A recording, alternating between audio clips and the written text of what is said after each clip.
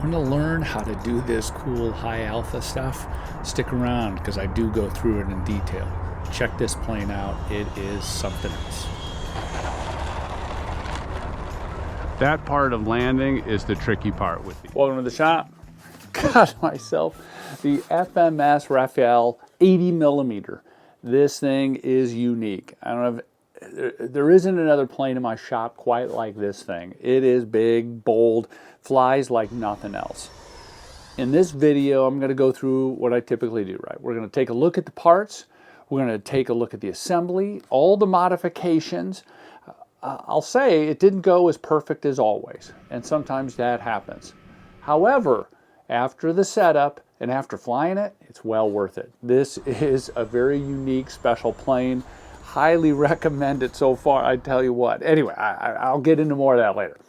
I'm going to also dig into how to get this thing into high alpha.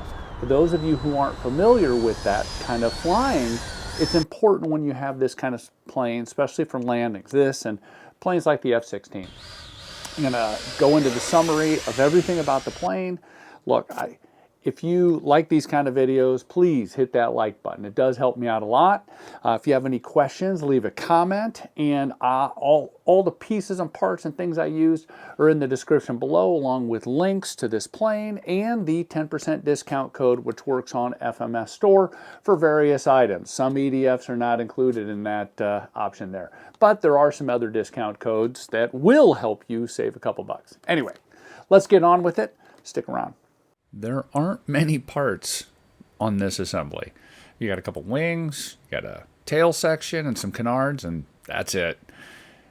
The parts of good quality, painted well, stickers look good, plastic parts all over, lights everywhere. I mean, very well designed. And on top of that, most importantly, good quality stuff. A lot of the servo control arms are already installed. There's not a lot to do on this assembly, you'll see. For an 80 millimeter, the fuselage is huge. It's pretty impressive. But, the battery compartment, there's actually not a lot of room for stuff in there. It's pretty tight. So feeding in that battery, getting it pushed back all the way, there's a lot of wires in the way and a lot of things we have to get sorted out here. This plane has functional canards that slide on those servo posts, and then there's a grub screw underneath that gets tightened up to lock them in. Lots of stuff to hang off the wings. Too much stuff, frankly.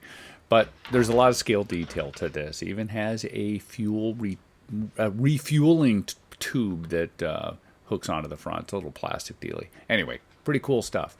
Let's start assembling this thing. Assembly couldn't be any simpler. Just a handful of screws for the wings and tail, and then those grub screws go into the canards. Assembling the wing is like every other plane out there. Shove the spar in, slide the wing in, screw them down, and you're good. Tail section, similar thing. You're going to have a servo lead that you got to connect, and then everything slides in place. Then there's a couple screws that get used to lock down the rudder. The canards, I flipped it upside down so I could see where the screws were, slid those onto the shaft. There is a flat spot that obviously you need to hit with those grub screws, but that's pretty simple as well. Lock those down and make sure they're tightened real well. Like a lot of planes that have been out a while, there's a ton of data, information, and mods that people have done. This one here is changing the nozzles.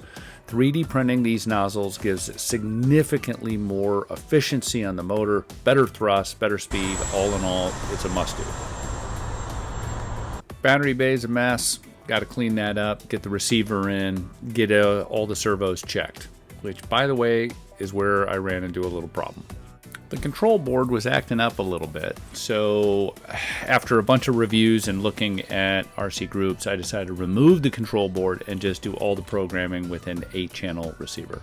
While messing with the setup, I think on the gear doors, maybe I messed it up. So FMS sent me a new servo to replace it, soldered it in, glued it in, and then tested it, and all was right with the world. Setting up the model was a little more complex because I pulled out that controller board. So setting up the model for a delta wing, reconfiguring the flaps and ailerons to be Y-harnessed, things like that. Wasn't too arduous, but it's just different than normal. The more complex part for me was setting up the landing gear and the door sequencers. So the door would cycle, the gear would come down, and then the door would cycle again. It just takes a little practice and a little fiddling around, but it's not overly complicated. The setup page for your viewing pleasure. Pretty simple setup as far as control surfaces. The ailerons are very sensitive.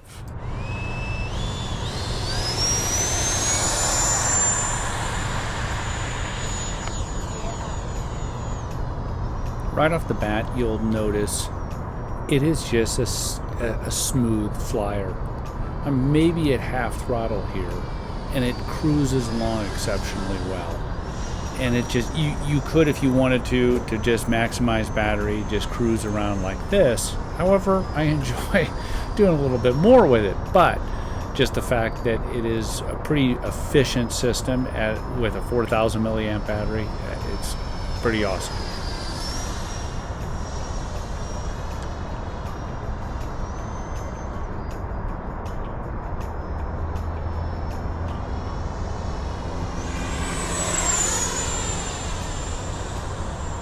I didn't put my little GPS speedometer thing in it, so I don't know how fast it maxes out, but I will say that, man, it just has a lot of thrust, and I think the nozzles were a big improvement on it to give it not speed, but it'd just have fantastic vertical. Very impressed.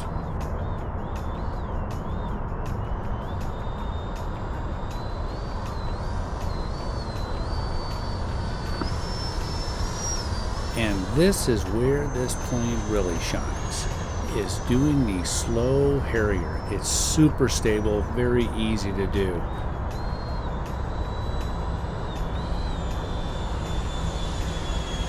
What a great plane. Flies super well.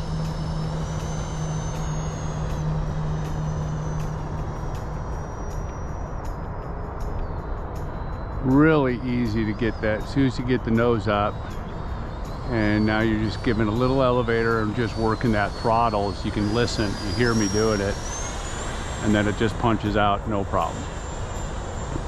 Great vertical.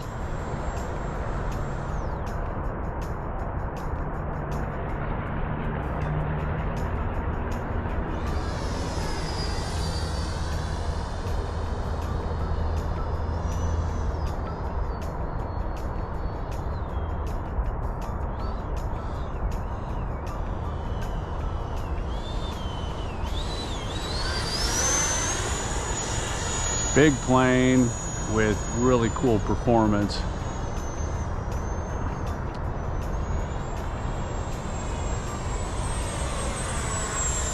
Straight up.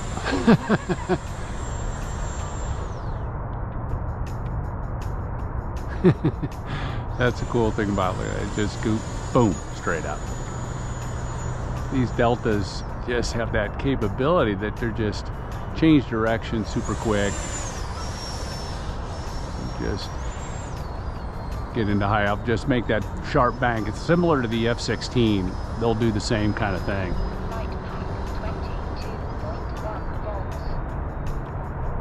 This is cold weather, so my battery packs are taking a bit of a dump.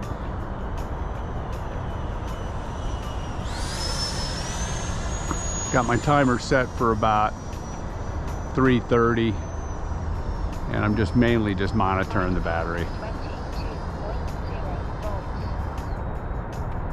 Alright, we're going to bring her in for a landing, drop the gear right here.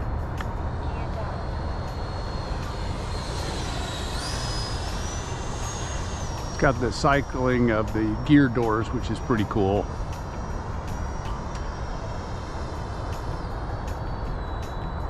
We're start getting into my slowing her down, get the nose up.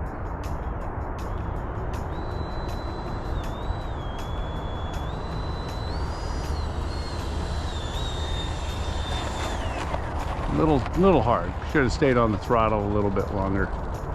Just getting used to her. Really cool plane.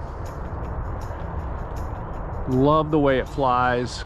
Before we head back to the shop, I want to talk about getting into high alpha. The first part about getting into high alpha is just giving some elevator and backing off throttle. You'll get to a point where you'll notice the nose is staying up and you're feeding it a little throttle. Turns are pretty tricky. It's rudder and keeping the plane as flat as possible. So not giving a lot of aileron. You need the plane to be flat in those turns and the nose up. If you fail to do that, it's going to fall out of the sky. But once you get locked in, watch here as I come in, I've got it locked in, and you're just using the throttle to control your altitude, keeping the angle, because you don't want too much of an angle because you will stall out. But keeping it at that nice angle and just modulate, and then boom, punch out. Welcome back to the shop. All right, so to summarize, look, the parts, assembly, all of those things went pretty quick and simple. Yes, the controller board and that servo caused a little bit of headache. I will say that it was well worth it. Putting in the servo gave me some more content for the videos. And the controller board, setting that up, or removing it and just using an 8-channel receiver, it worked fine. I just had to do some fiddling. That's modeling. And again, having a plane like this, I felt was absolutely worth all those changes, all the mods, printing out the nozzles, which, man, this thing has an incredible vertical. From all of those setup, you might call them headaches, I think it's well worth it for this plane. For me, because there's nothing like it in my hangar. I do not have a plane like this. The color, the way this thing is, it's just big and bold, and nothing flies like it. Well, let's talk flight performance, because again, as I've said, I don't have a plane in my hangar like this.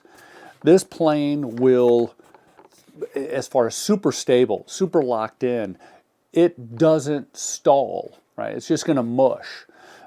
You try to do something cute with it, and not keeping it flat in those high alphas, and it's going to fall out of the sky on you. But from a performance standpoint, of vertical, power, roll rate, aerobatics, it did it all. Very, very happy with the performance of this plane. There's nothing like it, again, in my hangar. I have sport jets, but I can't do some of the things with those sport jets that I can with this. I have a F-16. It doesn't perform like this. Yes, it'll do high alphas, and it does it well. This was a lot easier to get into that high alpha, and I had much better control. So look, from a who is this plane for? If you are an experienced, EDF pilot, you have a sport jet and you're flying it, having a great time, and you're confident in the way to fly it, but you don't have anything that'll do this high alpha stuff, then this is a great plane for you.